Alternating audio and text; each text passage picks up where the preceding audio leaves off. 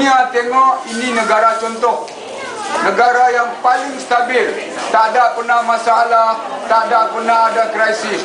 Tapi kalau kita bikin silap kerana kita marah, kita pilih pembangkang, ini negara akan hancur. Kerana ni pembangkang, kalau tuan-tuan tengok, dia cakap sama orang India, dia cakap orang India lah yang paling baik, orang Melayu sama orang Cina paling jahat. Dia cakap sama orang Cina, orang Melayu sama orang India langsung tak jaga orang Cina. Dia cakap sama orang Melayu pula, dia cakap, oh kita kena jaga orang Cina sama orang India, sudah tak sokong kita. Ini orang kalau kita bagi dia jadi pemimpin, kita bagi dia jadi pegang negara, dia akan buat benda macam-macam punya. Dia akan buat benda pelik-pelik punya.